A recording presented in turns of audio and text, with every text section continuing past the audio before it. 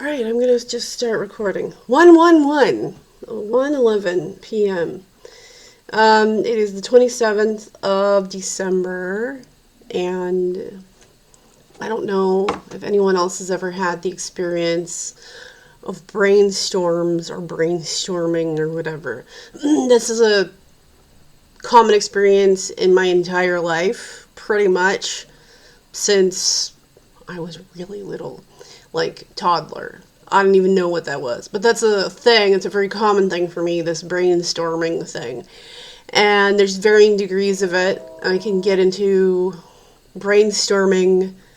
There's the more cognitive, like detective level logic, figure stuff out, problem solving, or even inventive, or tracing back the source of something.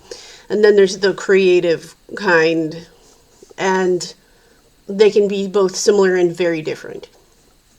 And it's just a normal aspect of my life. Also, I apologize if the volume or the audio is weird. I do have a new video card that I got a few months ago, and a lot of things have updated. I've updated so many things in the system, and there has been so many things going on, so many things on my mind, and then of course, because I'm a philosopher also, I'm in kind of like a ethical bind or conundrum of sorts. This is kind of like the main reason why I'm oftentimes in a more philosophical mode, logical, rational, pontificating, whatever, oftentimes has to do with conundrums. And if it's not conundrums, it's curiosity, like how does this work, or why does this behave this way, or whatever. Most of the time these days, because I guess because I'm in my 40s, it's conundrums, including the ethical kind. And there is no black and white for so many things, or binary, like it's definitively this or that, or it's this and not that. And I don't want to sound like one of those like guru wannabes who want to start like quoting Sanskrit like samadhi and neti and all that crap, but it kind of started to sound that way. Sorry. Anyways, there's stuff I want to do creatively or whatever, but I have it on a pause at the moment because I have okay, so I've been quote-unquote diagnosed with hypomania, and when I start working on something like a project, I become fully like consumed in it and by it, and if something doesn't work out, which oftentimes happens, it's always some stupid thing that shouldn't be a problem, and it sets me back. I can get frustrated, I can get just stuck on it, and it just weeks and months go by and I haven't gotten anywhere. And so certain things started to rework themselves for good and bad. Plus we have the whole issue of AI, which I am not an apologist for. Overall, and mostly I hate most everything that AI has become at the moment, which is a major hot topic right now. Having said that, I have definitely experimented with AI music as an experiment. I've experimented with everything. Chatting, text, tools, various kinds of tools like that you can use as an artist that does not do the art for you, but is an interesting tool. But I have also messed with AI generation of images, which is almost always very bad. Pretty much always bad. And I've experimented with several of those. And then there's AI video, which I don't know why people think it's good, because I've never experienced anything good out of it, and I've tried it like 3 times or something. What was the one? Clip? Was that it? I forget what it was. It was very recent. I hate it. I don't like it.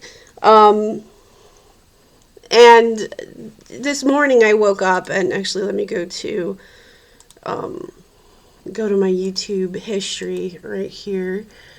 And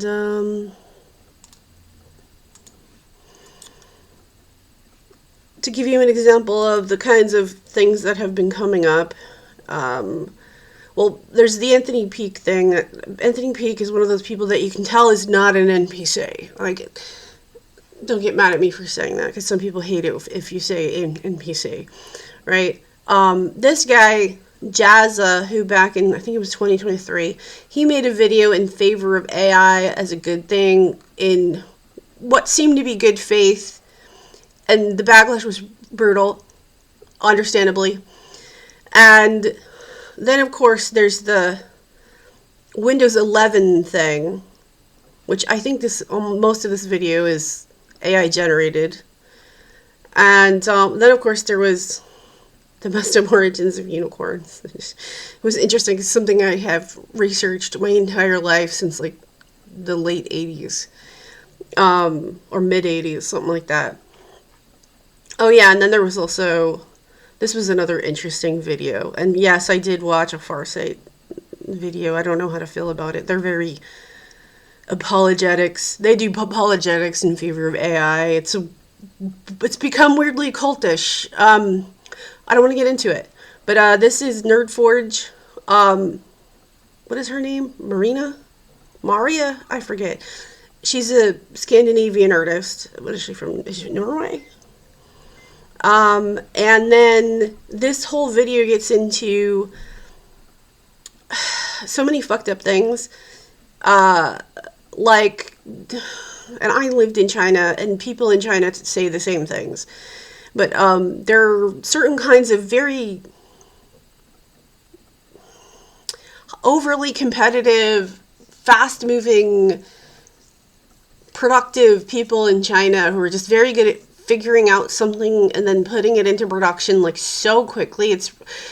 My husband is Chinese, so he's read Chinese newspapers for years, and he's talked about these kinds of weird things, like the product for something doesn't even have the launch day yet officially for a company, and then before the product comes out, there are Chinese versions, copycatted, fraud versions or whatever, knockoffs, already available on Amazon. And this has happened a number of times with this. So she does a interview with this lady who even had patents on things that did like Kickstarters and startup things.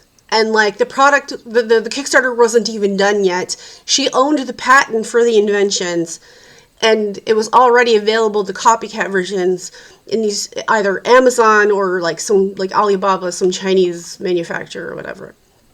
Right? Now, when it comes to like the Anthony Peak stuff, so I have actually the video here, which he's right now reading like excerpts, which I paused. I pretty much get what he's talking about. But he was talking about this like hypnagogia, which he does mention. There's like a book or something somewhere. Right here. I hope that's, I don't know if that's showing. Hypnagogia, whatever. And this has strangely been a very common experience of my life recently, where, well, I don't know, it was like I wasn't dreaming, or I was clicking out, which is like a Monroe term, Robert Monroe term, or gateway process term. And this is a common problem I have had for several years now, like heavily. There's times where I click out, or times where I have like my memory blocked from whatever I'm doing when I go to sleep, quote unquote, whatever is happening. But in the mornings lately, I go into this weird like half sleep adjacent thing that's sort of, time is different. I'm aware of my body in the bed. I'm aware of like how my brain feels, or how my feelings are. I feel like this has to do with like certain kinds of brain waves, like theta, delta, not necessarily alpha. Alpha is another thing you can also do that with, but I would say it's more theta and delta, something like that. And I have been interacting with this consciousness being thing, and I'm more inclined to think it's male. I'm also, because I've had so many interesting experiences with David, I'm more inclined to think it's David. However, I'm not sure. David also has a way of, like, changing his appearance, his shape-shifting or whatever. And it's so interesting how many things, because even, like, Anthony Peake's video, he's talking about, like, certain things, like, in your mind, and then influencing, like, or you're thinking things in your mind and then experiencing something later on, and that you could even get into, like, the Dean Radin, like, quote-unquote chaos magic stuff, which I probably should talk about that some other time. But that stuff baffled me. There was something I was actively avoiding until I couldn't avoid it anymore. And then it took up a major chunk of my time, attention, and research towards, like, the middle and the end of the summer. Or maybe even the beginning of the summer. The Dean Radin thing. So he had this experience where this guy did these kind of mental meditation practice. I think it was like dream yoga, manifestation or something. It's like you have this wish you want to happen and you do this practice. And this guy was doing this for like over a year, every night and morning, until it actually happened. And it was so weird and freaky that it freaked both of them out. And he's basically told and retold the story of this over and over again. And it gets into the discussion of things like free will, fatalism, determinism, whatever. I don't like the idea of determinism, which I find a lot of flaws in. However, there's many instances where things do seem to go as if scripted, and you're not in control, and you're on a track or a flow. I view both of them as occurring. Various types of flows as well as tracks. A track implies more hardness and more rigid, and a flow is more softness, but there's maybe more power to it, or soft or weakness. I've also experienced something like what I would consider jumping tracks, and this gets into very like Vadim Zealand, like reality transurfing. Not to be confused with reality shifting, because people don't use their brains and don't listen to me. Anyway, I would also say this has not been one of the best Christmases ever. Last year, fantastic Christmas, very good, amazing, like wow. This year, my leg is lame, and it's been like a very bullying, cruel comedy of errors, including by people who are not intending to. There's also like a whole bunch of other ethical conundrums, ethical situations, definitely conundrums. Like, if you, I have to bring it up as a woman, it's not necessarily just women, but definitely as a woman, from the perspective of a woman in this screwed up world. If you have experienced something, either A, by watching it happen to other persons or to yourself, and you watch a certain person who's not female do something to other people, especially females, and this is where the concept of justice also gets hairy, or not necessarily always black and white, but in this weird gray. Stuff that's kind of criminal. So definitively we could go, these things are immoral. These behaviors are immoral. And they're harmful. They've hurt people, harmed people, exploited people. Especially females. As well as targeted people of varying degrees of mentally ill, people who have had a history of drug abuse or substance abuse, addiction, etc. And then tack on to that various faith-based ideas, which are not based in evidence, but based on the groupthink or the flavor of the moment, the zeitgeist of the moment, which has no actual proof, but people have strong convictions based on my opinion, and I like it, and I think so, and I'm popular, so listen to me. Now, having said that, I'm being intentionally vague. If I had known months ago, years ago, or somewhere in the beginning, that hobnobbing with various personalities, the specific non-female personalities had a tendency to use people, exploit people, especially for free labor, take credit for it, make money off of it, use it for self-promotion,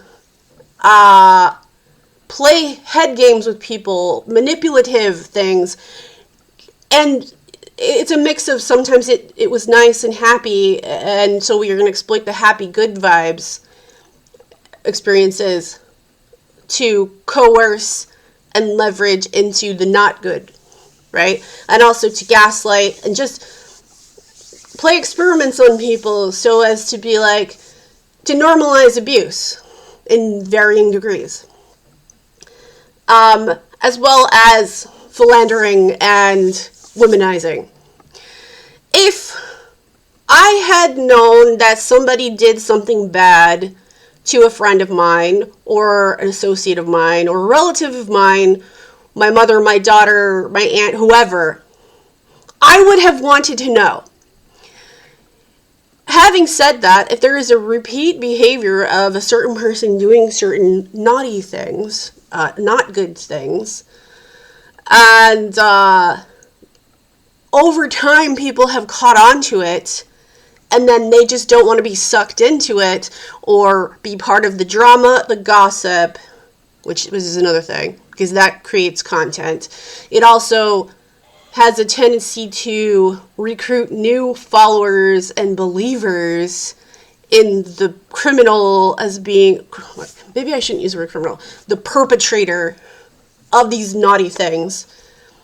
I would have wanted to know, but at the same time, the same perpetrator, every time somebody seems to come on to the abuse, the manipulation, the deception, the exploitation, and many of these things have legal ramifications. It's another one of these, get into these black and white, not black and white, gray areas, because this is across state lines, this is across international lines, this is across, well, this is electronic law jurisdiction, international jurisdiction, maritime, common law, various statutes, and then, of course, the targeting specifically of people who are of lower economic status for personal gain, and this gets into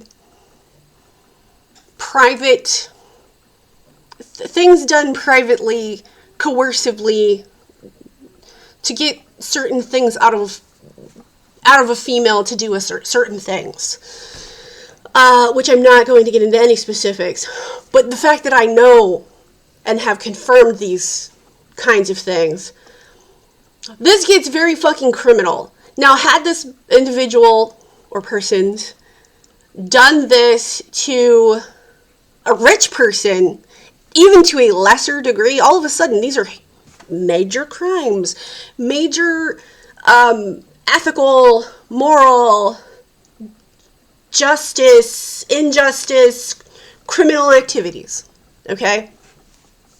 Because that person who was targeted is rich. But because these people are not rich, have histories of either mental illness, substance abuse issues, various kinds of targeting issues, other kinds of abuse issues, which makes them the perfect fucking target for more exploitation and abuse. It's worse right, than my hypothetical rich person version, right? Then you get into things like personalities and clout chasing and quote-unquote celebrities and niches and whatever. And it gets kind of weird. And I'm not going to assert anything specifically. I'm intentionally keeping things vague.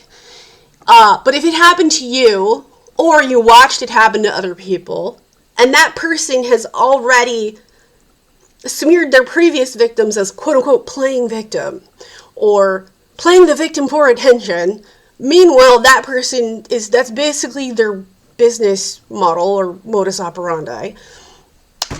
Meanwhile, aspects of it which involve a specific word known as targeting, and decrying various persons as quote-unquote bad people, you start to see a pattern of, well, it's interesting how this person will, or persons, individuals, will have a tendency to have issues with females. There is a very common term known as hell hath no fury like a woman scorned.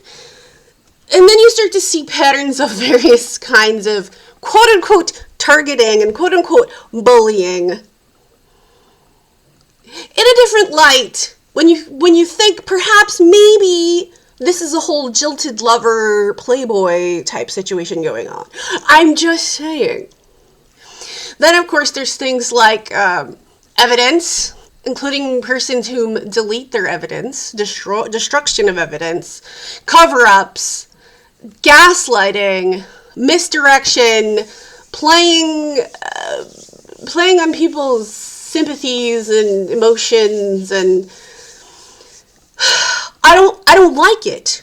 I figure the reason why it's been going on is because potentially people who have been either a victim, a target, been exploited, been used, whatever word you want to use, and they're all not good, who also happen to be female, who also have a tendency to have something interesting about them, whether it's some kind of, lots of very good skill sets, social skills, connected to various kinds of socialness,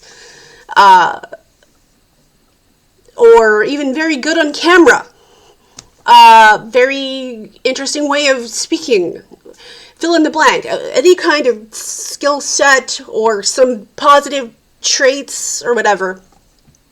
If they've all kind of gone quiet or vanished, as well as people who have voiced their critiques, not necessarily harsh criticisms, but just bare minimum critiques, and then told to hush up because they're quote-unquote being negative and, political correctness only, but it's always subjective.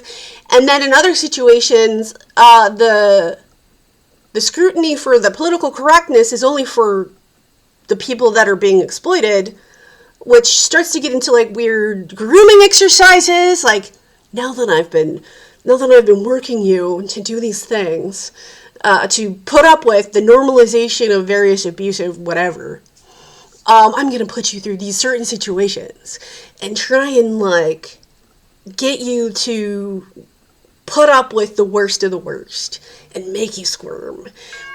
Also, there's the weird things of like sadomasochism, simping cucks, and groupthink, cultish stuff, self-aggrandized, like, I am so awesome, and me, it's all about me, but hey, I'm gonna just talk about it in the terms of the group, even though I'm talking about myself, kind of thing. Vaingloriousness, grandiosity, clout chasing and whatever. It kind of starts to make me think like maybe I should say something, but I really don't want to, because especially when something bad happens to you and you're a chick, all of a sudden you're out for attention, you're out for you're an attention whore, even though the perpetrator was the attention whore.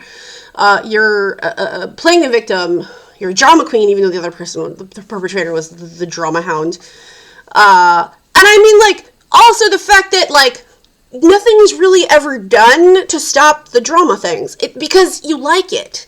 Because you get off on the shame. You get off on the guilt. You get off on the... You also enjoy being abused. You enjoy being targeted because of the drama. I'm just so tired of it. I don't even want to talk about this shit. I'm so done. But if I don't say anything, now I'm an enabler. Right? And I say this as someone who's been essayed. No, by the way, this person did not essay me.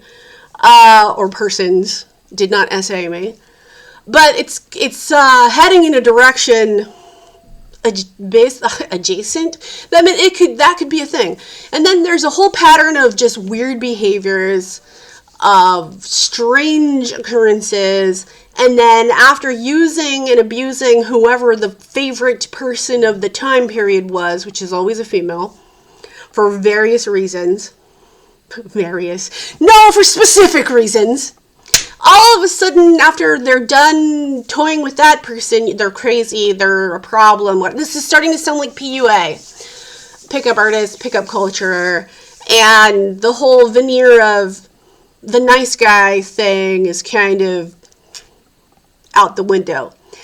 And then, of course, there's other things attached to that I also don't want anything to do with. I prefer more rational things. I prefer more sensible things. And so there's that. All right.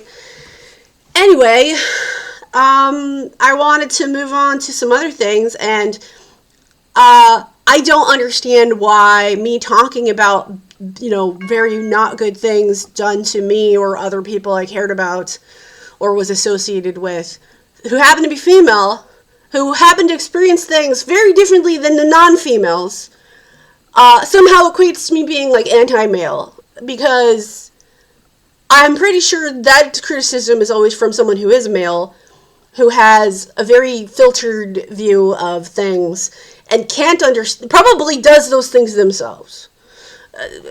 Maybe, I assume, maybe, perhaps, I could be wrong, right? Or they're normalized stuff, have normalized things.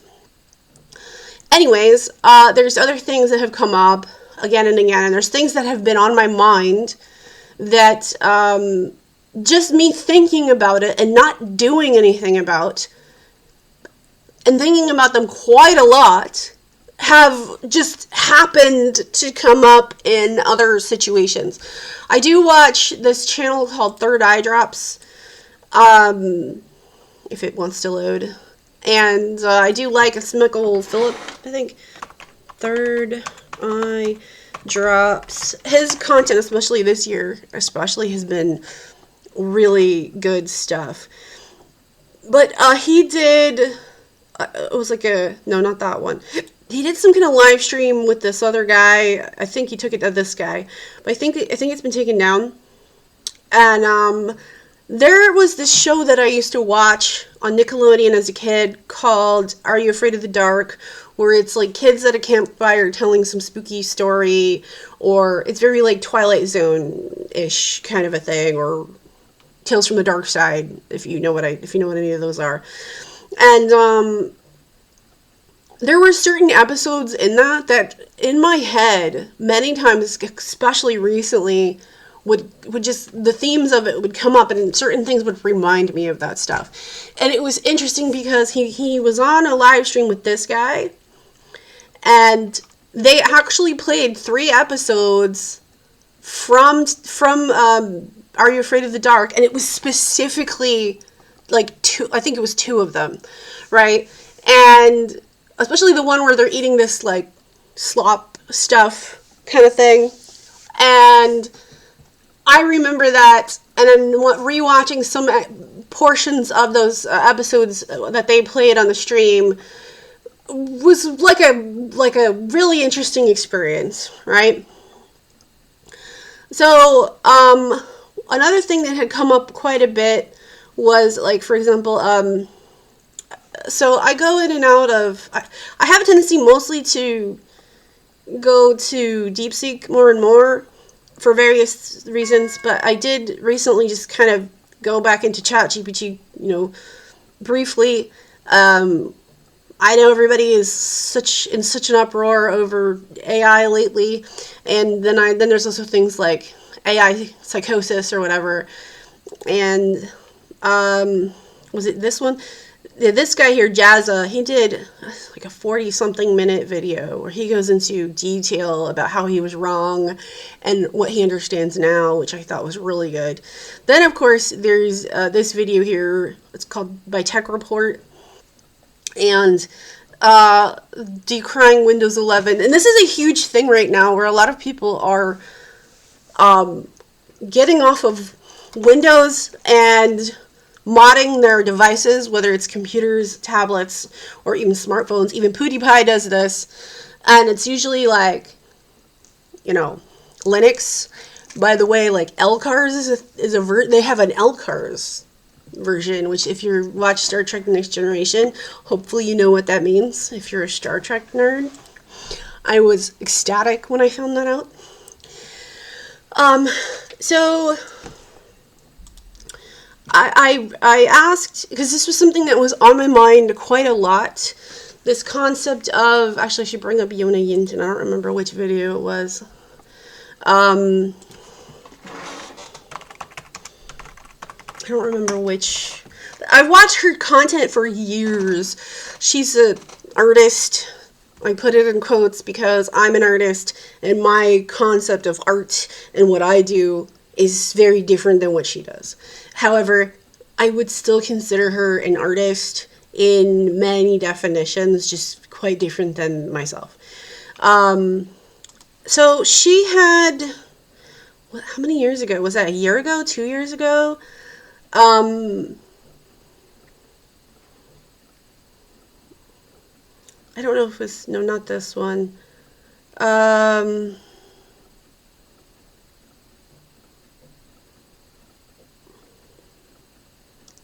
See if I can go through. I don't know, was this it? No, that's not it. It was either 2023, 2024, it could have been 2022. She will oftentimes go, she has like a cabin or something, and it's and this is like practically the North Pole. And she will go up to this mountain place, and she talked about having these experiences that were, a lot of times she'll use the word spiritual or whatever. She also is prone to what's called like sleep paralysis. She also has a stalker problem. But when she went to this one place to do some like photography and video or whatever. I don't know which one it was. It was maybe around this time, who knows. There's lots of these vlogs. Her style is very like vlog, like kind of vlog art. She does all kinds of interesting stuff, including audio and painting and photography, and singing and whatever. Anyway, she talked about how she went to this place and she had this experience with this mountain, and it was very like the mountain had a almost godlike presence or soul to it, and she experienced this like communication with this mountain, and it was like incredibly profound to her, which is something that you find in a lot of mythology and lore, especially like ancient cultures and stuff. But because I was doing various stuff with like AI, I used a clip of a song from an indie band that is sort of abandoned media, but now you can get a copyright strike for because of CD Bay, which, you know, get on them, I guess. But so I asked, this was ChatGPT, which I actually don't really use as much anymore. And I said, aside from the very obvious cliche about the Andes lore, mythology, history, and movies tropes, other than cities of gold or El Dorado, what other kinds of lore, myths, mythology, and fantastical things of the Andes Mountains and regional stuff is there? Like adventures and supernatural stuff. I think I've heard about things like the Fountain of Youth lore, But what else is there? Which is also interesting because Mark from Forever Consciousness Research did a whole series of stuff in parts of Florida that has this almost like the colonial Catholicism stuff that was like weirdly connected, including there was the Orthodox Greek thing, to some of the stuff I had researched a few years ago, probably around the same time when Yona Yinton put out those videos of like what I don't know, when she went to have that, and she had that weird experience. She would also have random paralysis experiences, sleep paralysis experiences, which she also categorizes spiritual. And she did not go into detail for much of that, except maybe some stuff on some of her live streams, which most of that is behind a paywall at this point. So, is this the one? No, that's the, here we go. So, I don't know if this is Apus or Apis or whatever. I figure it's Latin America, so it's probably Apus. And then it says, this is a foundational Andean cosmology. Apus are sentient mountains, not symbols, but conscious beings with personalities, tempers, and memories. They protect, punish, guide, and choose people. Shamans, pocos, yatirides, communicate with them directly. Example, Apu Sangate, Peru. Apu Illimani, Bolivia. Garden of La Paz. And so this is probably Bolivia. That's kind of more ancient Greek-ish adjacent. And Aconcagua, Argentina, often treated as silent adjacent judge. The Andes are not in the land. The Andes are alive. And then it gets into like various things like the serpent of the world, Quetzalcoatl, the cities that aren't El Dorado, shapeshifters and night beings, Pishtaco, the condor as a psychopomp, sacred waters and immortalities beyond fountain of youth, time slips and vanishing travelers, pre-Inca non-human builders, and syncretic shadow lore post-colonial, the Andes as an initiation machine, why this resonates with you. Oh, that's just because it knows me. And then I got into, because there's these two classic Chinese novels that no one else talks about, yeah, probably because they don't understand actual Far East Asian culture and they only have like a weird filtered version of it, like the yoga version or the Zen Buddhism for white people and, you know, North America version or Western Europe version, or, you know, maybe it's always like the Tibetan Book of the Dead or the Egyptian Book of the Dead, but the versions for white people in Europeanized places. I'm so racist to Europeans and whatever. And now you hate me and confirmation bias. Anyway, so I read and I have the first official English translation of the Shioji, or the Journey West, about the Monkey King, Sun Wukong, which is actually a very Buddhist story, even though it has lots of Taoism in it. Anyway, I said, this reminds me of various European lore, like Merlin and the dragons of the mountains, or dragons with consciousness within the earth and wilderness, various lore in Scandinavian, and I mentioned Yoni Yinton on her channel, Spiritual Experiences Specific, which was alive and conscious very high up in the polar north. Ancient Greek, Asian Persian, everything is a thing with me lately. Like, it's just not going away. Like Stone Monkey, the fiction was, which because Sun Wukong then rivaled heaven, but various other stories in Chinese culture in which seemingly inanimate objects seem to have absorbed or sucked in the energy of the cosmos, or vast long periods of time, then, quote, came alive. and animated. There's even the 5 Elements Mountain, which Wukong was stuck inside for centuries. And then I mentioned the novel The Dragon and the Unicorn, which I have not actually fully read. But I found it yet again, and I am probably going to, I mentioned this with a few people, I will probably be reading the first intro part of this probably on my channel, and I probably want to do that in a better production, rather than like this is just like my webcam and like OBS. And the concepts and the ideas in fictional works, especially stuff from the 20th century or the beginning of this century, have fascinated me to no end in how they're supposed to be fiction, and yet where does fiction come from? We can get to things like the muses or inspiration, and there's a lot I could do with that. And there are other books I've wanted to probably do this with, and I did discuss this with Mark like earlier this year. And I was afraid to do it because I was afraid like that I'd be accused of being a copycat or whatever. And I completely credit him for like pretty much directing my attention towards a lot of these certain things.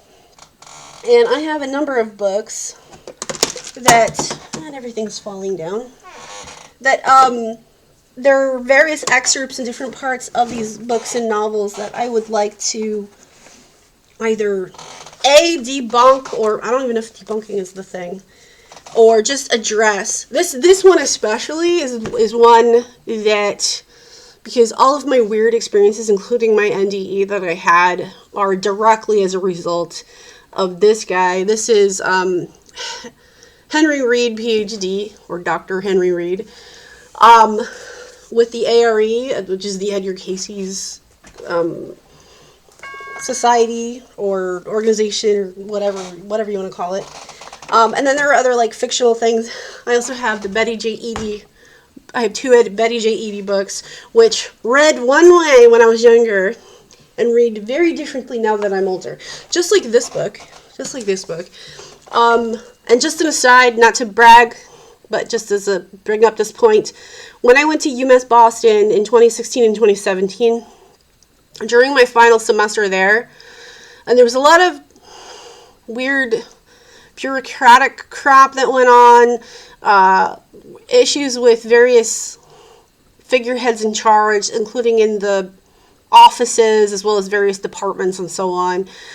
And although I'm very grateful for quote-unquote furthering my education and updating myself to a more modern context for everything I went to college for in the late 90s and the early 2000s, Y2K, whatever, I did progress. I think it also showed how, although I can have a slow start, I don't consider myself necessarily entirely a slow learner. I just need to kind of take my time and pace myself when it comes to learning something new or readjusting to a new way of doing something I had previously done before. And once I get out of my way and get out over myself and like apply myself, I start progressing. And then once I start getting the ball rolling, I just take it and run.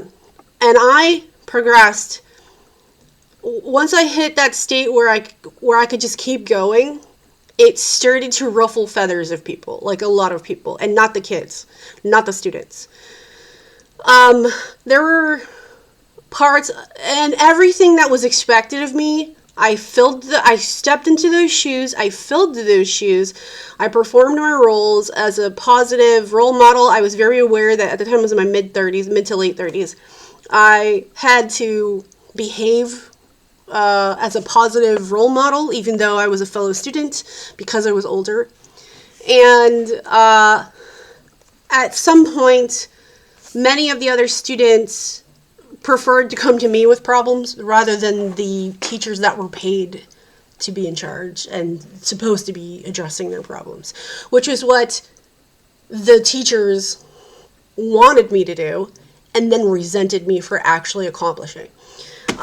This is a common thing I have come across, where I'm presented with seemingly impossible odds, impossible situations, impossible obstacles, and then just sort of thrown into it and be like, keep at it, do your due diligence, whatever. No one else is held to the same standard as me. I'm oftentimes started as a major disadvantage to everyone else as well. And then somehow I just sort of rise to the occasion, and then I eclipse it, right? And then because I do those things, I'm hated for doing it by especially those in charge.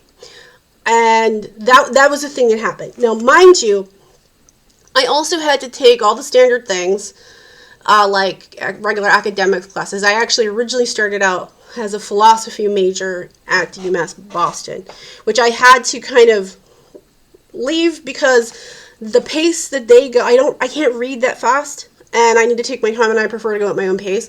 I've also, on my own time, since I was in my 20s, digested and sat through many lectures, recordings, podcasts, which are actually just lecture recordings from so many universities that I would digest and listen to in my own time and do my own pondering, research, reflection, digestion, whatever, at my own pace before I even went to UMass Boston. And as a result of doing that, and that directly as a result of my friend David, who was an instructor at Yale, and when I was there, because of all the things I had learned, especially with like sort of reductive logic, deductive logic, all kinds of logic, Occam's razor is one I use a lot, as well as researching, critical thinking skills, etc. And especially because of like the Socratic method, but I have even like moved on to things like, well, I think there's an overabundance of reliance in the popular philosophy online stratosphere or whatever in Cartesian stuff, which I don't think beginners in philosophy should ever take on at all, because it's too much to handle that it turns people off and then they give up, right? Well, because I was in the English class, they would present things in a certain way, as usual, under the semblance of, and this is how rhetoric works, and then I would deconstruct that. I would be like, no, I refute this, and these are the reasons why. I refute this because this is the reason why. And then when it came to things like commencement speeches or speeches by various politicians, and especially the Obamas, including Michelle and Barack, they would talk, and this is also because due to I have analyzed George W. Bush's speeches as well. There's a certain way of talking that politicians in Washington use, as well as in New York and various corporate stuff.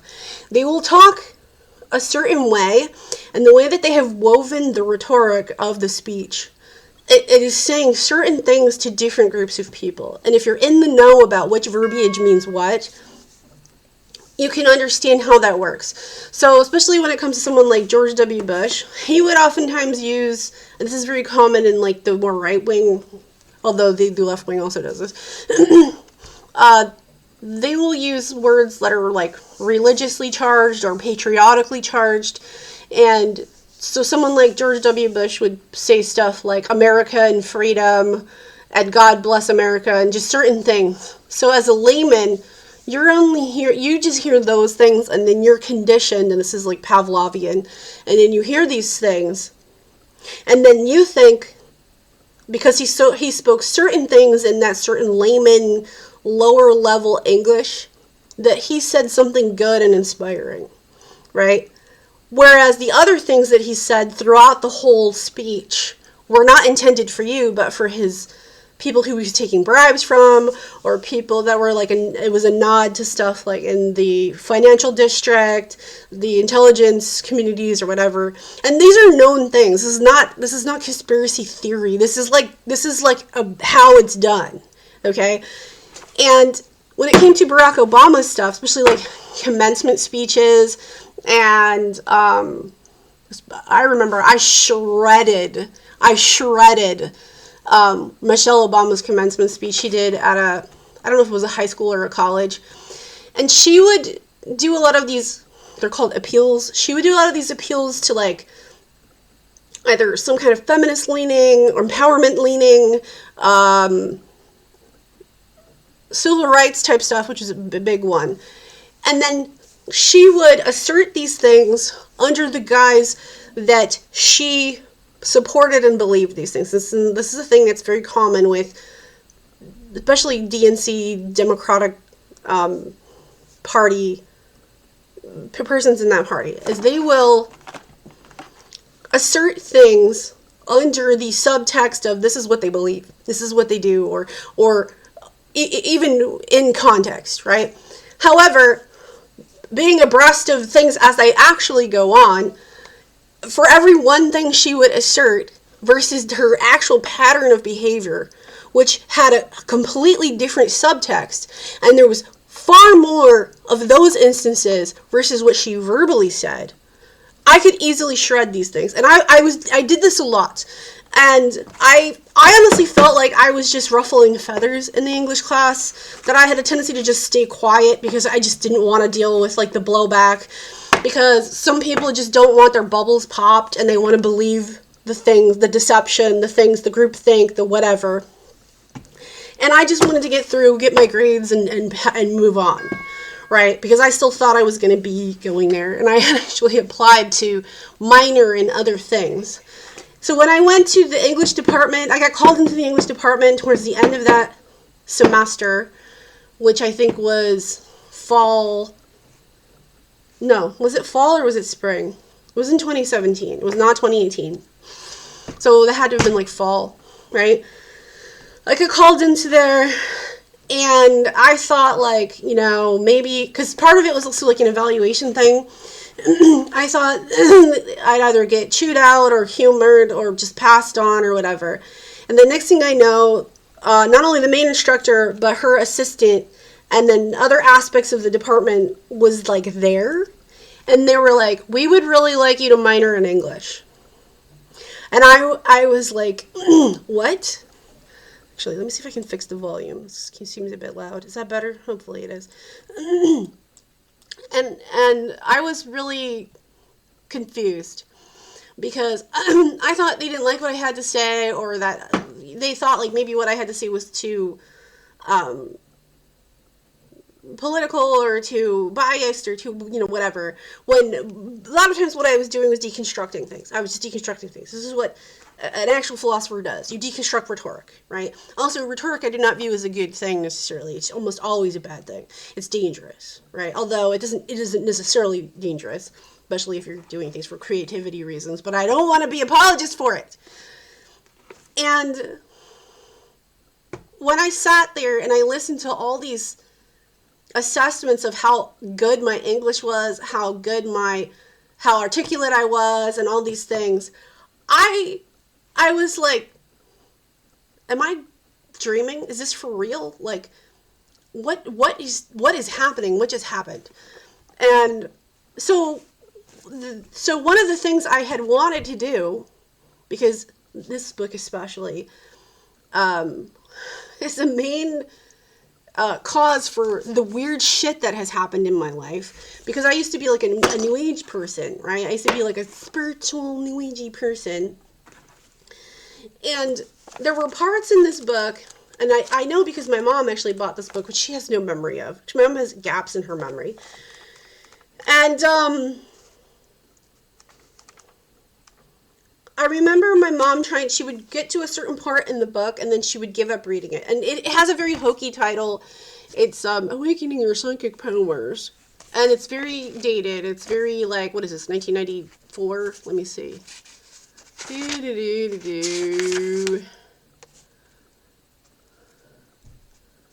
No copyright there. This says 1988. But I believe this was printed in like the early to mid 90s though. It says 1988 copyright, but the printing of this was at least early to mid 90s, okay? And I remember I finally found this book again, and I had read through certain stuff.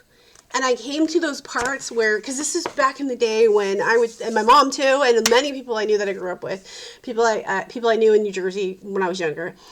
You come to a certain part in the book, and you would struggle to understand certain things. And this happens, I think this is a common thing in college too, when you're reading certain kinds of literature material or whatever. You get confused about what you're reading because it's written in this very highfalutin kind of college language level of literature or writing or whatever.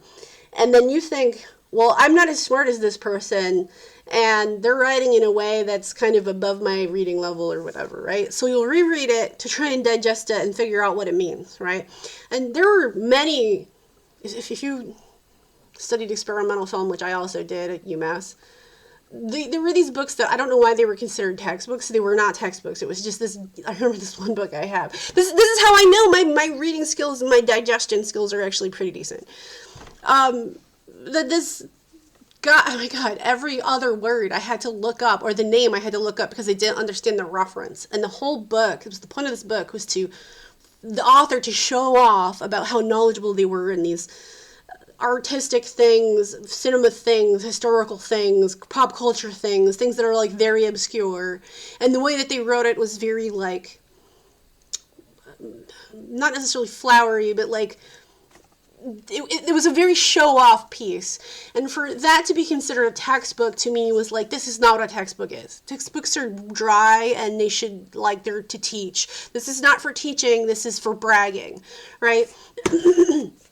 So when I went to reread this, or reread certain parts of this, and I came to that part where the guy was, you know, it was like weird because I remember thinking like, I'm stupid or I'm not smart enough. I need to just read this and figure out what this is. When I came to that part, I realized like, oh, this is terrible writing. Or whoever edited this screwed it up. Because that's also a thing. Editors can cut shit out and screw it up or reword things. And it was terrible. It was just so bad. And I would love to just break that down. Because I read another book that I read, and this is a very highly controversial person. I don't know if I have this book or not. I had, okay, W.E.B. Du Bois, whatever. Very famous person. Literally, that's not the guy. That is so not the guy. What the hell even happened? Is I going to show a photo of this guy here? That's the guy. Interesting writing. So he wrote this book. Was that the book? I don't know. He wrote this very famous book. I can't remember the name of it. Was that what it was? The Souls of Black People? I don't know. It's a very famous book. He's actually the guy who invented sociology, but to this day is still not credited, which is screwed up. And he documented what happened to the black population, black person's population, although some people don't like to be called black. That I don't know. I don't even know what to call people anymore. I've offended everybody. I apologize. Whatever. I didn't mean it. Anyway, he documented all this stuff, what happened after emancipation and whatever. And it was a very interesting read, which I read. Oftentimes what I like to do is I'd find either an audiobook version and read along with it, because I wanted to both hear it and visually see it, so I could digest it visually and internally as well as through my ears. And that seemed to, I don't know, it's more stimulating that way.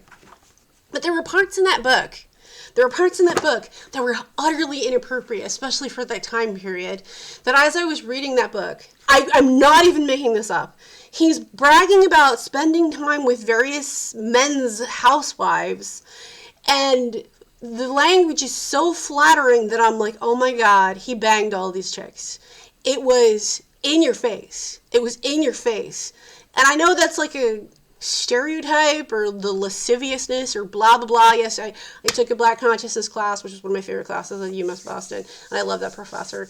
And I had a very wide variety of very interesting and messed up experiences, because the things that those poor kids experienced on the daily was just, I don't even know how they're still alive. It's just so messed up. This idea of white privilege not being a thing, you don't know anything. You don't know anything. But I remember reading that book and thinking, like, what the heck is it? Why did he write this? There were things in that book that just did not fit. But I know quite a lot more about authorship at this point, including working in indie films, and there are certain kinds of self-inserts and Easter eggs, and that's a thing that people seem to be very aware of these days. And when I read that, I was like, this guy banged all those chicks. Like, you cannot read that and not also, like, when I pointed that out, all of a sudden it was like, oh my god, yeah, maybe that's why the English department wanted me to minor in English. I had already at the time spent a lot of effort to get to minor in other things, only to stop going there, because of how things panned out at the end of that semester. And it's so weird because, like, there are certain instructors that were not popular that I get along with really well. I'm not going to name any names. I'm not going to name any names at all. Also, there's people that I had tiffs with who actually seemed to like me, even though, like, their pushback with me was borderline mean at times. I don't know. Power is a weird thing. So, yeah, so then I got into these, more discussions with, you know, here we go, it says, Scandinavian, the mountain knows you, Chinese, chi accumulation and awakening matter, and Greek daimons and chthonic intelligence, Persian, so here's another one, so Persian, all kinds of Persian mysticism is a thing that just keeps coming up in my life. I find that I actively try to avoid Gnosticism, but it just keeps bleeding into everything. And another one was Hermeticism, which also keeps bleeding into everything. And it's like, I wasn't trying to learn it. It just sort of infected my life and bled into my life. And I know more about it now. It's just that, like, 15 years ago, it just got turned into this weird, like, cult of groupthink and buzzwords. Okay, this guy says this buzzwords, and then everybody in the group gets a buzzy, emotional, like, wowness, like a buzz, emotional buzz, a tingle in their mind emotion. And they're like, wow, wow. And then all the other ones go, wow, wow. And it's like this weird thing. A lot of so-called spiritual practices are not, quote-unquote, spiritual or non-physical. It's more of a group experience of sensory whatever, or echo chamberness, and I'm just really just turned off by it and fed up with it, and I can see it, and everyone's gonna say I'm, like, sexist or whatever. Anyway, having said that, so this is one of the things that came up in my research a few years ago when I started doing, like, I was trying to debunk the whole, like, simulation theory thing, or reincarnation soul trap thing, and I couldn't. And I would come across various figures. I would also have, like, weird memory recall of what I would consider, like, a past life memory. That's another complicated topic. And, let's see. And so this person came up in my research, which nobody talks about, probably because she's a lady. Oh no, you're so sexist to men! You're so racist to white people, Candace. Anyway, so I wrote to, I guess, ChatGPT, and I was like, hi, are you familiar with a specific mystical woman who was known for being nude? Yes, that's a thing. I think she might have been a Jain, which turns out she wasn't. She was a Shaivite, which was originally more male-oriented, depending on which branch of Jain's Hindu's line of thinking or beliefs, but I feel was eventually highly honored by the Sufis. That's another one that that's a thing with me. Sufis. It's a Sufi music, Sufi poetry, Sufi art, whatever. It's a thing with me. It's not going away. But I feel she was eventually highly honored by the Sufis. She was originally married to a man, but Jains often have strange ideas, often about karma, and some versions of Jains were nude on purpose, which was why they felt women couldn't be the same spiritually as men. I have to bring up the gender sex thing because it's always brought up in this stuff. It's always brought up in this stuff. It's not me hating men. Oh, but hey, you can tell yourself that. Go ahead. Just have that fantasy. Go right now. Or whatever odd ideas they had. But this woman, I don't know why I said this women. This woman also went out into the wilderness and was completely nude, despite, I don't know why I wrote for, but despite her nudity, she became far more popular, often with men, for her wisdom, insight, and knowledge, and even after she died was still revered, I think, by Sufis. Are you familiar with this figure, this nude mystic woman? And she wasn't a Jane. I don't know why. Maybe it's because, like, at the time I was obsessed. I don't know if maybe obsession is the wrong word. I was fixated with the different branches and the origin of the Upanishads, which is not a clear-cut origin. Because it never is. But for people who only can read shit in English, which not entirely guilty, I mean, I read other languages, but I cannot really read Sanskrit at the moment.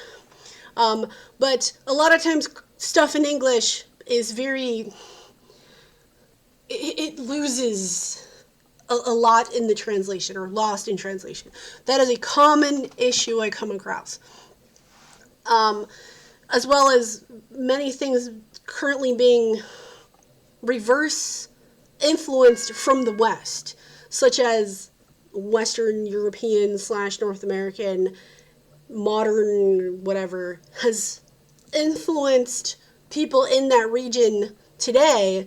So even though the older ancient things would be a certain verbiage, now because of the overuse of stuff in the Western, especially English-minded contexts of stuff, has now been reworked in this Western way, which is also an issue, especially because they're speaking in English. Another one is the weird overuse and misuse of the word ego, which is Latin for I and self, but people use to mean anything. And before the Y2K, a lot of times things as a negative were the words were used, like pride. Okay? Whereas today, pride is this other thing, and they're using ego to mean any number of definitions, even though ego means self. Just like the word alter ego means the other self, and usually refers to, like, your best friend or a trusted manager that is in charge of your affairs or business or whatever. Okay, so it says, yes, you're almost certainly thinking of Lalla dead, which, by the way, has so many freaking variations of the name. Even, did I close it? Probably. Is this it? No. There are many variations of her name, and then even when I click here, it just says Lal dead, or Lal dead, Laleshwari, which reminds me heavily of Surawardi, only that's another thing. That's a thing that is, especially because of reality shifting, not transurfing, shifting. Hopefully you understand what I'm talking about. This lady has a number of what are called Vox, which is a type of poetry or language art. And she was, here, actually, let me go. Okay, it says, who Lalla Dead was, or whatever version of her name you want to use. Lalla Dead, at this time in Kashmir, was a female mystic poet who renounced an unhappy marriage. This is kind of an interesting variation on what I read a few years ago. Okay? And there are many variations of this, and this is the issue with things being translated to English for Westerners in a modern context. Left society to live as a wandering ascetic. Or hermit, whatever, was often described as naked or clothed only in awareness, became revered across religious boundaries, is honored by both Shaivites and Hindus and Sufi Muslims. Where's the commas? You forgot to use the grammar correctly. What the hell? Anyway, she is one of the rare figures in South Asian history who genuinely belongs to multiple spiritual lineages. About the nudity, this is key. Accounts consistently describe her as walking naked through villages and wilderness. Her nudity was not sexualized. It symbolized absolute detachment from ego. I don't know which definition of ego they're using here, because if I read books and stuff that I legitimately know is older, a lot of times they don't use the word ego, they use the word pride or arrogance, something like that, self-absorption kind of thing. Ego can also mean the concept of yourself, especially regarding your name and the identity of who you believe you are. So here we go. Detachment from ego, whichever definition they want to use. Shame and social illusion. So this is kind of a blur of all of those things I just mentioned. People said she was clothed in light or clothed in God. This is another one of these things that gets weirdly turned into monotheistic version of God with a big G, or monotheistic God. And it's very confusing because it's like this in yoga too. But then when you get into the actual Sanskrit of things, it's more polytheistic, or some other concept, such as Brahman and various Upanishads there's no consensus over a lot of things on this stuff. So, what does anything even mean? Or does it mean whatever you want it to mean? I don't know. I don't have the answers to that. But hey, at least I'm honest about it. There's a famous saying attributed to her, I have stripped off clothes of duality. So dualism, this is another concept that comes up a lot.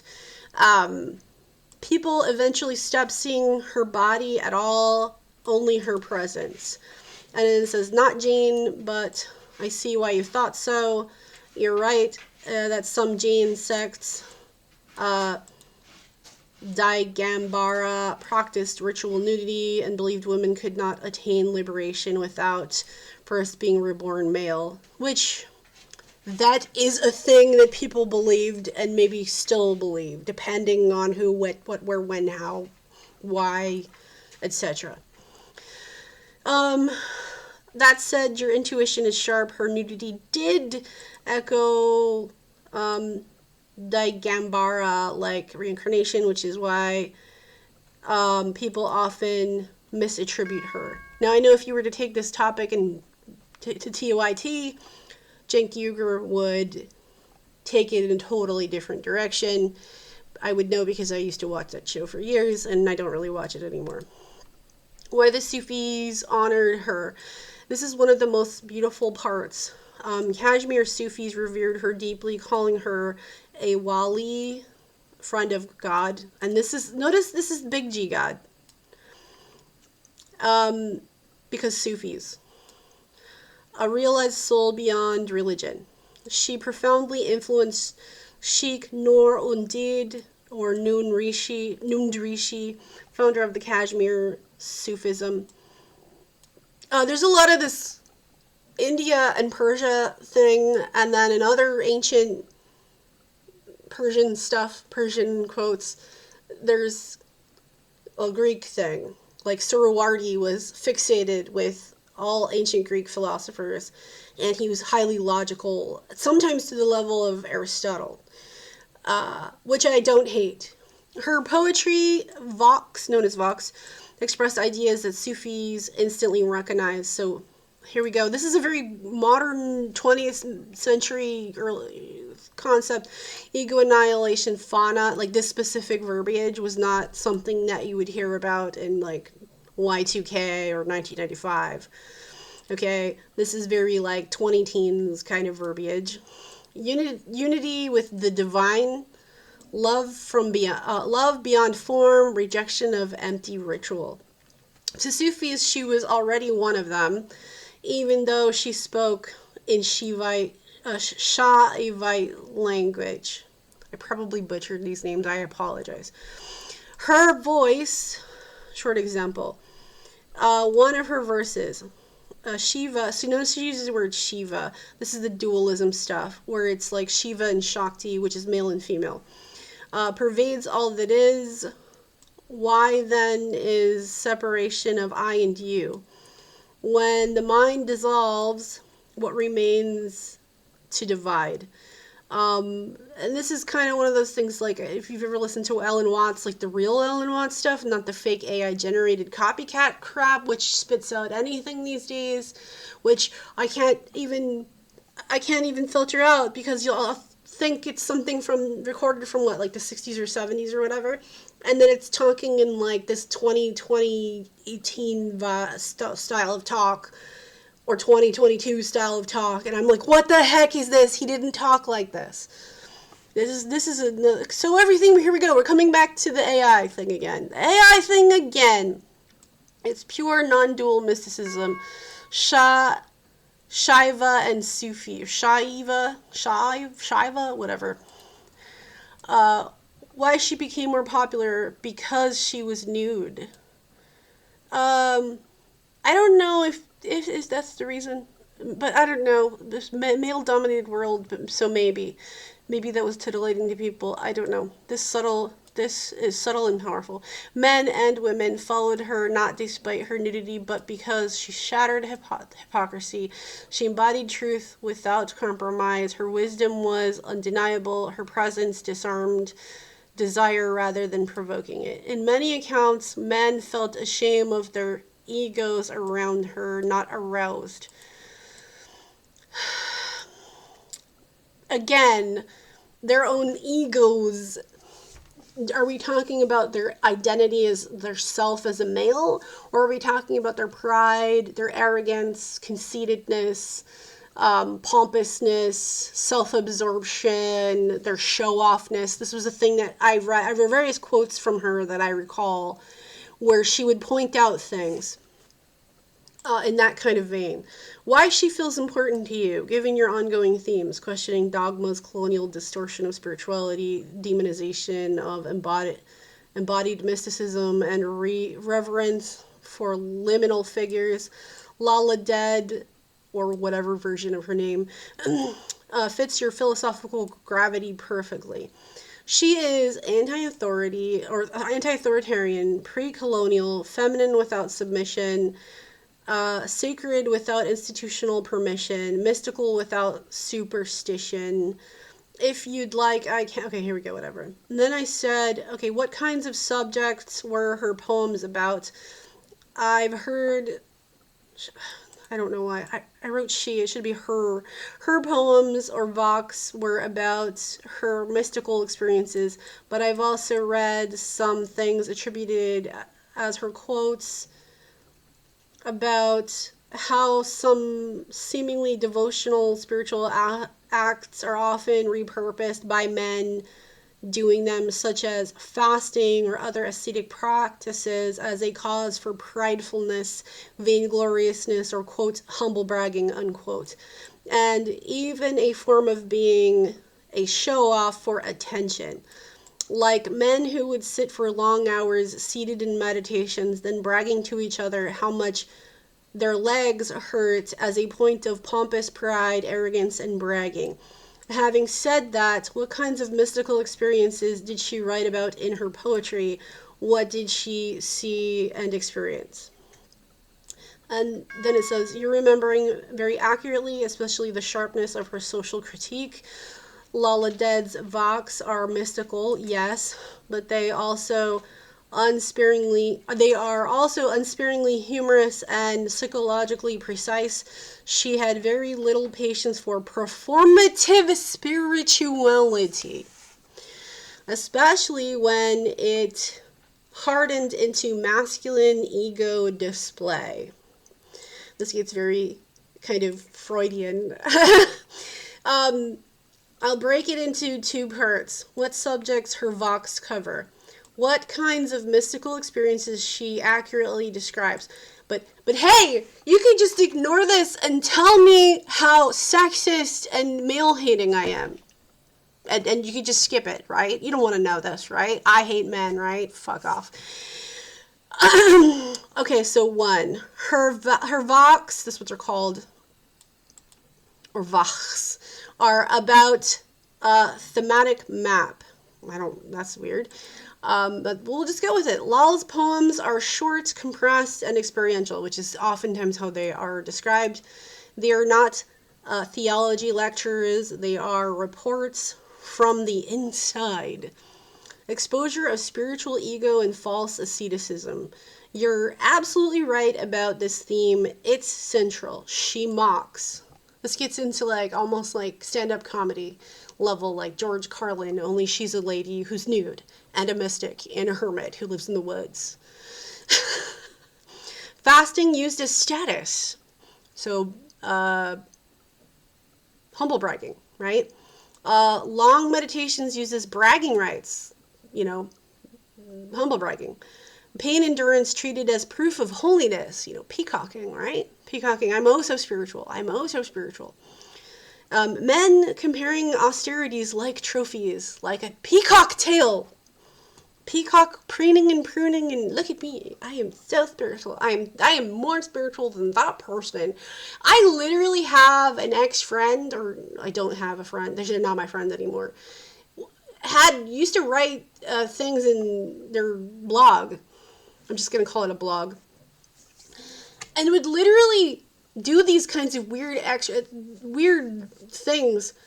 And include, write it and then call me on the phone and brag about what she wrote. And specifically pick on a specific individual and go, I am more spiritual than you. Meanwhile, that particular person was and this was a woman who was a sexual predator, a pedophile, and would target women for her own personal gain, and also would use things about herself, her circumstances, or whatever, as a point of either pride, to leverage people's sympathy and emotions, etc. And got me fired off of a project, which, by the way, there was no pay involved anyway. And it had been turned into a stupid project. I was also made out to be like a fucking villain. And then this person said that they, or decried, and said that they no longer liked the furry community or whatever. But I digress. Because I'm not friends with that person anymore. And I could tell stories about that. By the way, that was not a man. That was a woman. So there you go. But hey, Candace hates women. Okay, whatever. Anyway, paraphrased examples of her tone, not literal translations. They make show of hunger and pain, meaning they're showing off. Then call it devotion. But inside, the self still struts. What use is a body twisted in postures if the mind still preens in the mirror? Interesting points. This is anti-vainglory mysticism. I don't know if I would put mysticism on there. I would just say it was anti-vaingloriousness. I don't know why you had to put the mysticism there, but whatever. Very close to Sufi and early Christian desert mystics, actually. Inner alchemy, not outer ritual. I don't know if this is like the bot's reinvention of a concept or whatever, but we're calling it inner alchemy. Is that a thing? Whatever. She constantly contrasts external acts with inner transformation. Common targets. Temple going without awareness. This is like normal. This is like, there's certain concepts in the Old Testament that were very anti-idolatry kind of stuff. So temple going awareness. Mantra repetition without presence. Sectarian markers. Hello! Politics today, super sectarian, as well as propaganda.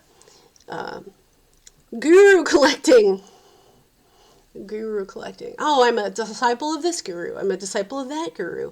I went to this guy's lecture. I went to that guy's retreat. I went to da-da-da-da-da. I have these many books. These are my photos of all of my yoga poses on Instagram and my candles. And I'm also spiritual, and this is my badge to the world, right?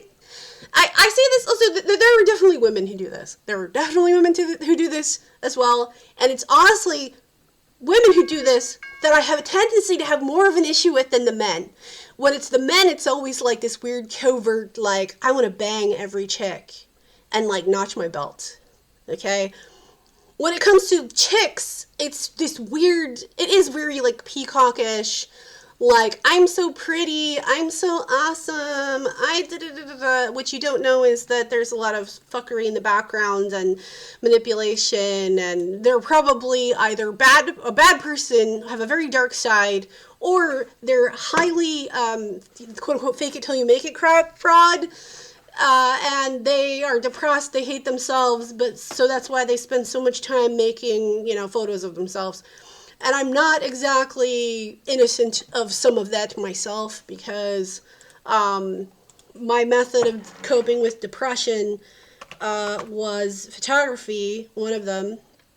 And I did, I originally did photography with my daughter as my model or subject, which she looks amazing. And then she didn't want to anymore, and I'm not going to force her. So then I had the only person I could work with was myself, and it was a lot of experimentation. And I was also I would take photos of myself and be like very like almost freaked out or confused, as like, that's what I look like, and probably because I thought I was hideous or something, and I was very depressed. So I get it. But yeah, this is what I used to look like when I was younger, and yeah, now I'm old or middle-aged or whatever. Anyway,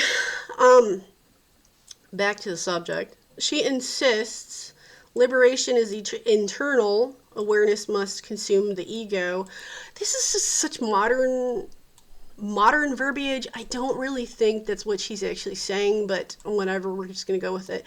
No ritual substitutes for realization. Non-dual awareness, this is her core. Her deepest vox arise from direct non-dual realization, rooted in Kashmir Shaivism, collapse of subject object, dissolution of I and world. So this is where we get into the concept of the self-identity, that concept of ego. Recognition, and this is, I'm probably going to butcher this, pratyab hijna, of one's own divine nature, awareness, recognizing itself. She does not say, I believe X. She says, I saw, entered, became. Suffering as a catalyst. This got very Westworld. I don't know if you've seen the Westworld TV show from HBO. She does not romanticize suffering, but she acknowledges it as a threshold. So when it comes to certain individuals, and I don't want to just say it's all men, because I don't think it is. It has a tendency to be, though. This weird pain thing, like piercings, tattoos, or other kinds of pain things. I don't know. I think maybe because they're, well, for women, have you ever been pregnant? I'm just saying. We have a high threshold for pain tolerance that men don't have. Okay? And because of it, we're also highly sensitive as well, physically. And yet, we experience pain greater than men. We have a tolerance for the pain. And there's so many things that we're subjected to. Here's another weird statistic. When women get sick with a cold, on average, a cold or a flu, they're home for maybe half a day to a day. A man in the same environment, working environment, on average, will be out for 4 to 6 or 7 days with the same thing. And when I've talked about, especially here in like Massachusetts, as well as in Pennsylvania and New Jersey, I'll mention this. I'm like, what do you guys think about this? Like, is this for real? And they're like, oh yeah, when I'm sick, I'm like a baby, and I want to be weighted on hand and foot. And I was like, what? So women have a tendency to feel this pressure to go back to work, even though they get paid less. and have to do more work. It's just, it's whatever. Hey, Candace, she hates men. She hates men. Okay, sure. Go keep telling yourself that. She does not romanticize suffering. She acknowledges it as a threshold. She writes about domestic cruelty, loneliness, burning anguish, or tapas, being misunderstood and mocked, but always as fuel, not virtue. So you can take this probably various different directions. I'm not going to, because I'd probably be stuck on it. Nature and the wilderness. Many vox imply wandering in the forest, solitude, silence, listening to wind, water, stone. Nature is not symbolic, it's participatory. The world responds when the self dissolves. I had some really very interesting experiences this year, very similar to that, including walking in the woods, as well as a few years ago, and in the pool. And it involved absolutely bizarre. For real, it was so real though. I was sober. I was totally sober also. I had experiences this summer where I had this experience of like connecting with the sky and the clouds as well as trees. For some reason, trees are a thing. And sort of having this interaction with these consciousnesses of those seemingly inanimate things. And having this experience of this feeling and almost feedback back and forth. It's very sensory, very like I felt there's a feel to it, and it was not bad either. Like this kind of knowledge, experience, and wisdom experience, like the experience of someone who's older or someone who's experienced a lot of things, but not a human, like the trees as individuals as well as the trees as a collective consciousness, as well as like many in one consciousness, as though they were one even though they were also individuals, as well as the sky. And in the daytime several days in a row, I was big time heavily into various kinds of meditation this year, including while I was sober. Absolutely fascinating experiences that I had. Okay, 2. What mystical experiences she describes. Now your deeper questions. What did she actually experience? Dissolution of personal self. I think that's because, in a way, a lot of this stuff is likened to like game theory or like a video game or like Shakespeare. All the world is a stage, and like who you think you are is actually a character that you're playing, and you're kind of stuck in it. That's one version of an explanation of what's going on. The sense of I am Lalla vanished. Thought quieted without force. Identity dissolved into awareness. One famous phrase. I searched for myself and found nothing. In that nothing, the all appeared. I've also had this kind of an experience various times in my life. And then so this is a buzzword. I'm honestly so fed up with this word. It's, at this point, like a lot of these things become cringy.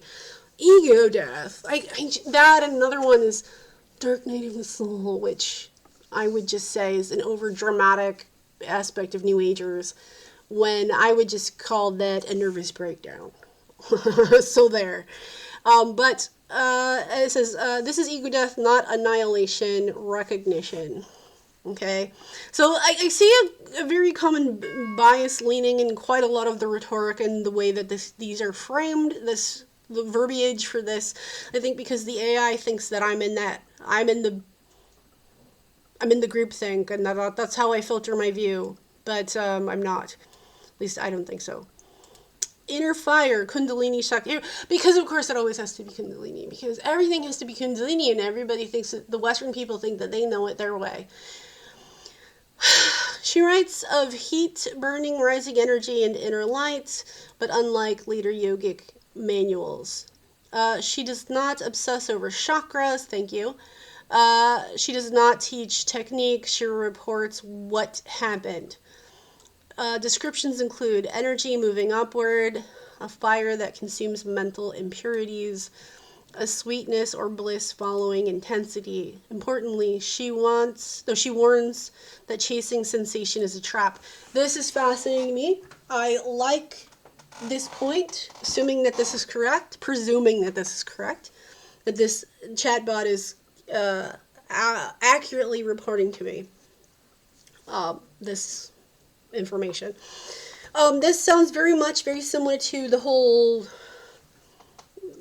reincarnation, soul trap, matrix / simulation theory thing of sensory things being a trap.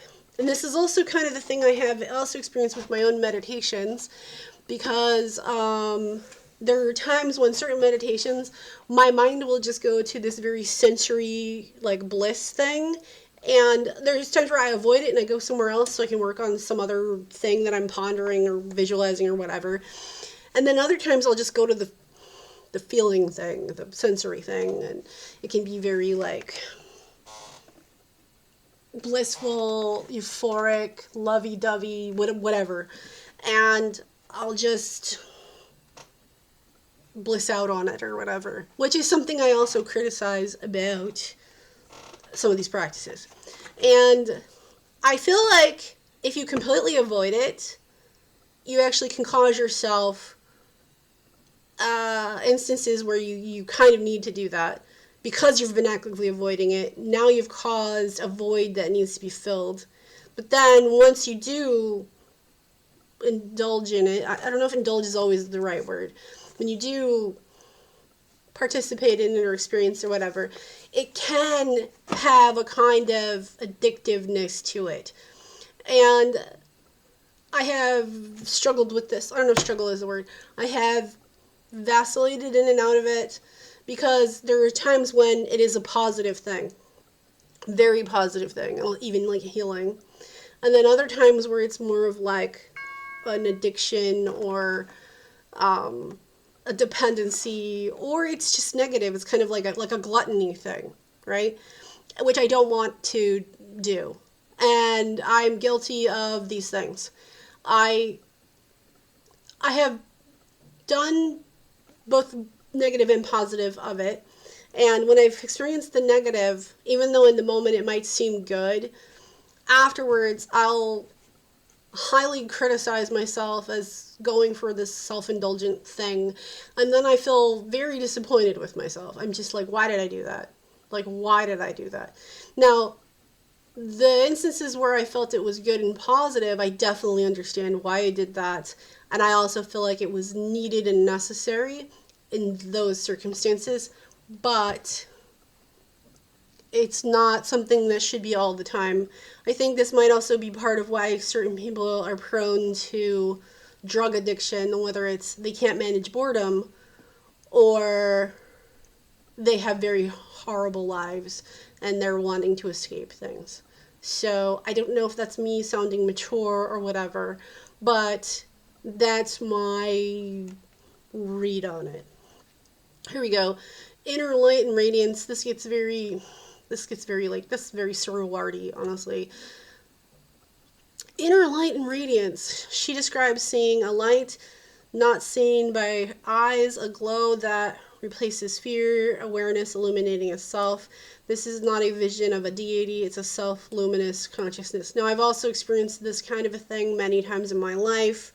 I don't know how I feel about it today, and I don't think it's necessarily a thing to brag about, because it can be a cause for negative experiences, which is why I have reservations about discussing that. This weird thing with people where they want to compare themselves to others or measure up, etc. And this weird, like, turning something into a competition, or like, this is kind of the issue with meritocracy, of this weird level, never-ending level up. And then when I hit this level, and then I hit that level, and then I hit that level, and then what? And then what? And then what? This leveling up, or maybe there are no levels. Maybe they don't actually exist, you just want them to. Or you're not secure in, whatever.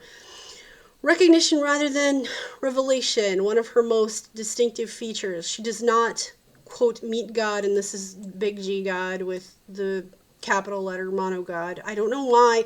This is the this is the modern Western New Agey version of things, because she was a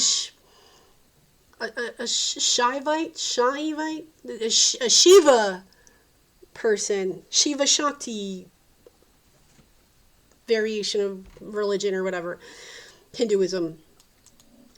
As an external being, she does not meet God as an external being. Instead, she recognizes that what was always there, the seeker collapses into the sought, the knower, and the fuse. This is textbook Kashmir Shaivism, but lived, not scholastic. Freedom from shame, fear, social identity. Her nudity emergence after realization, not before. She writes again, paraphrased. When duality fell away, what clothing remained to wear? This is not rebellion, it's irrelevance. I don't know if that's how I would have put it. That's a very odd way of putting it. 3. Why her critique of male ascetic bragging is so sharp. By the way, I would like to reiterate that I don't hate men, but you could just tell yourself that if you want to. Go ahead. Whatever. Because she knew the territory. She had endured pain, practiced austerity, lived in the body fully. Had she, though? Because she left her marriage. I don't know. I don't know if I agree with that. She recognized the difference between transformative suffering and performative suffering, which is, I feel, very poignant.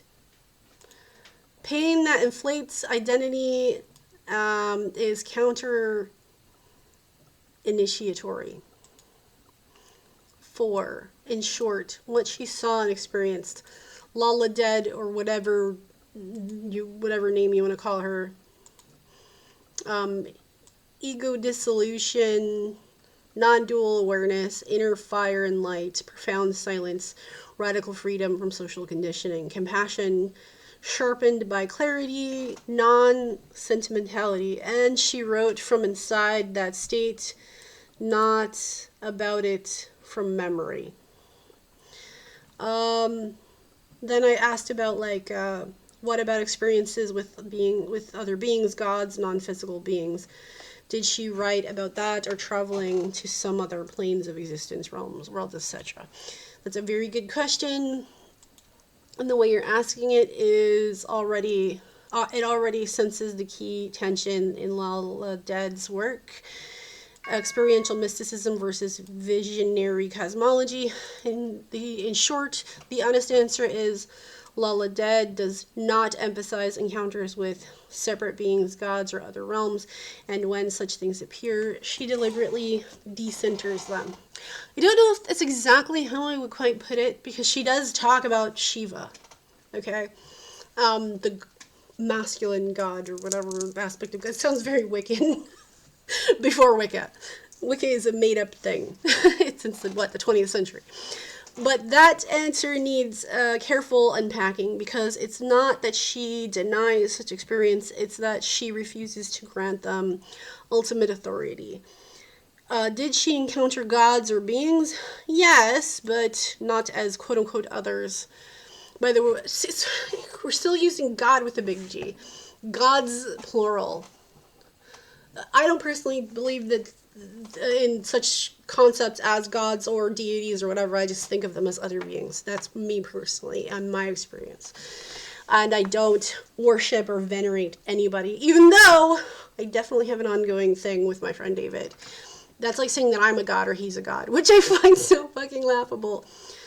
Anyway, yes, but not as, quote, others, unquote. Lalla lived within Kashmir Shaivism, where deities Shiva, Shakti, and Bhairava are modes of consciousness. Gods are experienced internally, not met externally. Visionary encounters are valid but provisional. When she uses divine language, it's typically metaphorical, internalized, immediately dissolved into non-duality. She does not narrate stories like, I met Shiva in a realm, a being taught me secrets, I traveled to heavenly world. If such experiences occurred, she intentionally stripped them of narrative glamour. Her explicit warnings about beings and visions. She directly cautions against mistaking visions or entities for realization. Paraphrased, Vox convey ideas like, forms appeared and vanished. I did not cling. Had I stopped there, I would have been lost. It kind of reminds me of like Peter S. Beagle's Last Unicorn and Terry Brooks' Black Unicorn, or The Black Unicorn, if you've ever read that. Those who delight in powers and visions remain outside the door. This got very Taoist right there.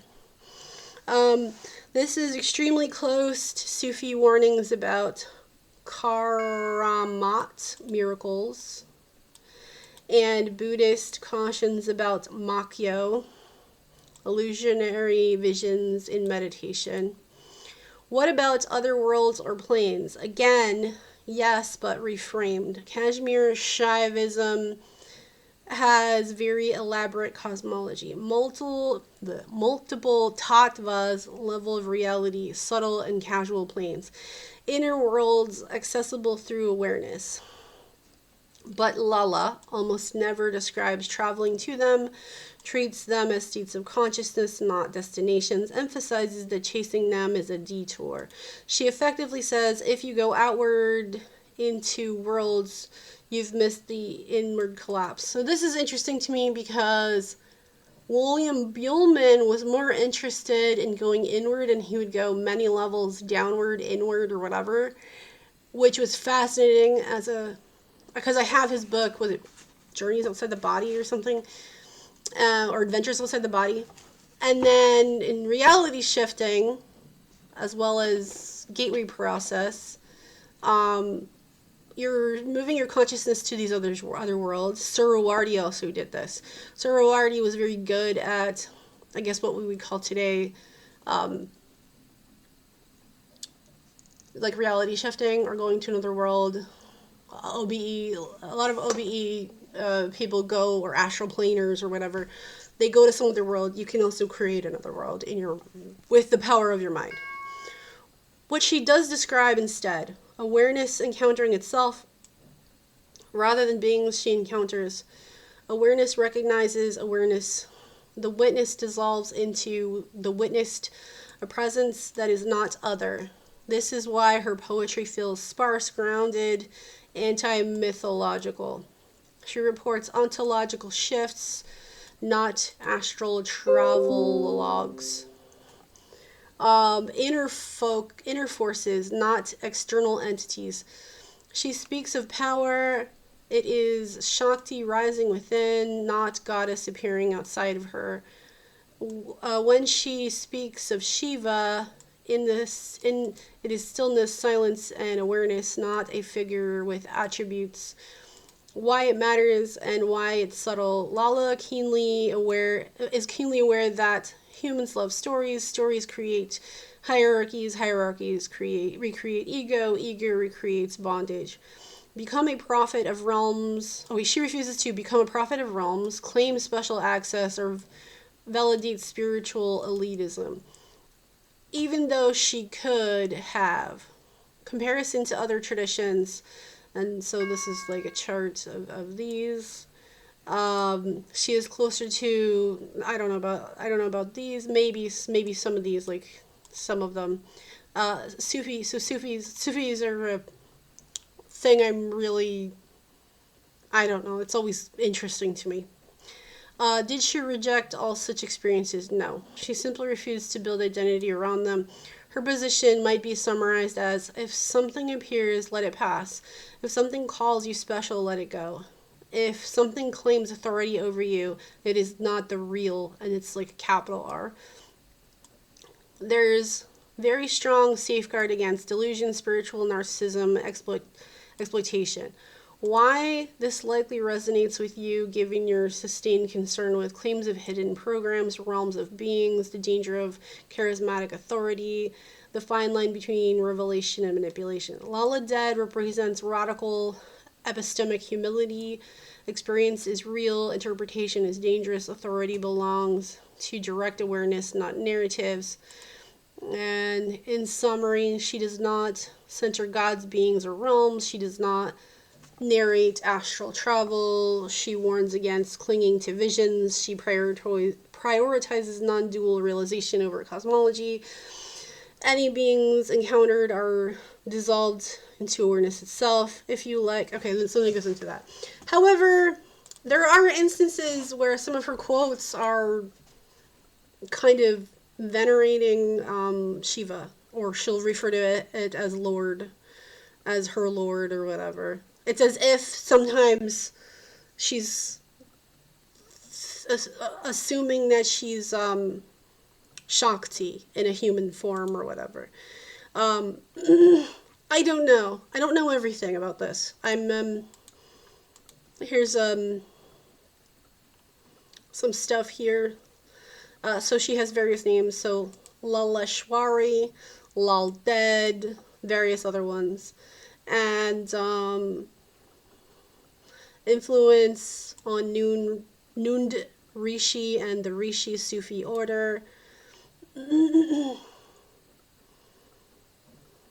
think most people, if you know anything that's sort of Persian, it's Rumi, which maybe they only know because, you know, Beyonce and Madonna and various other Hollywood people say it's their favorite poet, which I would say Rumi's poetry is actually really good. Really freaking good, passionate, like really amazing stuff. But there's a lot of weird, I don't know, weird is probably the wrong, well, maybe it is kind of weird. There are some weird aspects of Rumi that seem very homosexual. Not that I'm against it, but today people refer to it as his love for Shem was his love for God, which, have you read the poetry? Have you read the poetry? Because that's not a man's love for God, that's a man's love for a lover. Especially when they're talking about being up all night and the passion of it. So there's that. There's some odd stuff about Rumi's poetry, but the good parts are fantastic. The aspect of the passion and the feelings and whatever is quite interesting. And then, of course, there's Omar Khayyam, which is also very sexual, and he was really big time into wine. And the poetry is actually quite interesting. There's also a variation translation that's British, I think, which today has a society around it to this day that still meets up and gushes over the old original English translation version of Omar Khayyam's The Rubaiyat, which is his most famous work. Also, Omar Khayyam was some kind of polymath. He was a mathematician and a really interesting person. But his sexy poetry in Rubaiyat is probably what he's probably most known for. I think he solved some kind of conundrum of a mathematical equation conundrum thing or whatever, if I remember correctly, but whatever. Maybe I'm wrong. I don't feel like looking it up at the second. And then of course there's back to the hold on a second. Boom. There's this book, The Dragon and the Unicorn. I probably will film some of this. I'm probably going to only read about to here. So about this much from about here.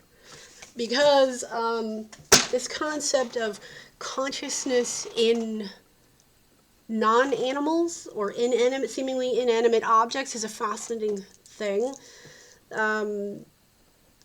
I know Heather on her channel, she has her own sort of like working lexicon definitions of how she uses verbiage that I would use differently, but I'm going to just grant her definitions, whereas I work from different meanings, such as I would characterize or define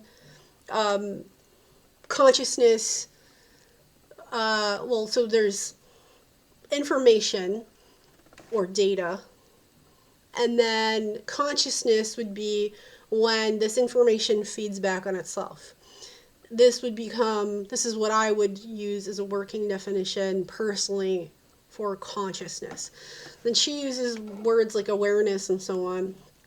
In the ancient philosophers, whether it's the pre-Socratics and afterwards, they came up with a lot of the verbiage that people use to this day in modernity, which influenced everything in other cultures after them, such as words like spirit, soul, essence. But their definition for this sort of non-physical component of the self would oftentimes be referred to as either the soul, the psyche, which means soul, or essence, right?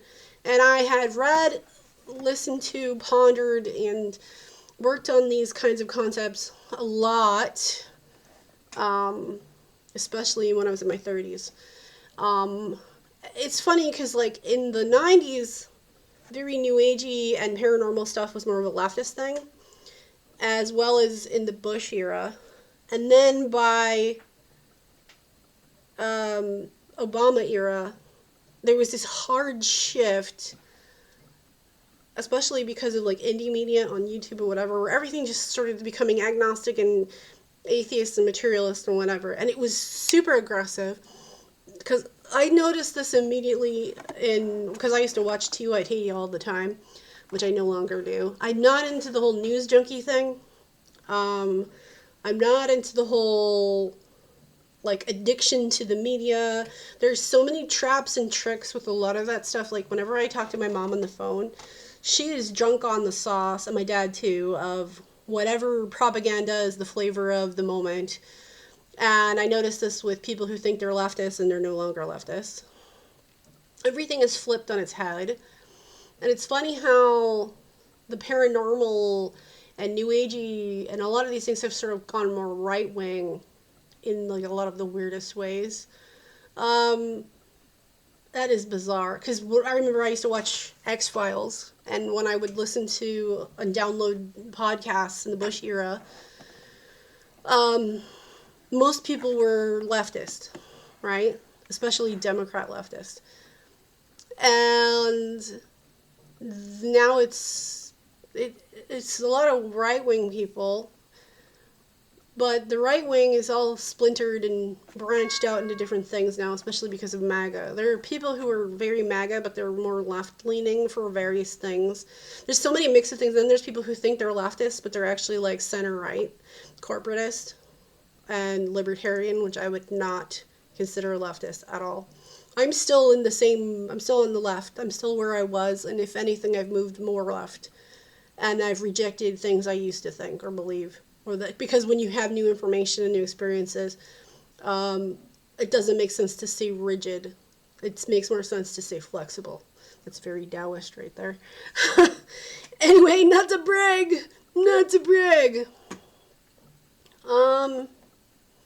There were other things I need to think about, except I need to pee, and I've been squirming, and I'm going to end this right now.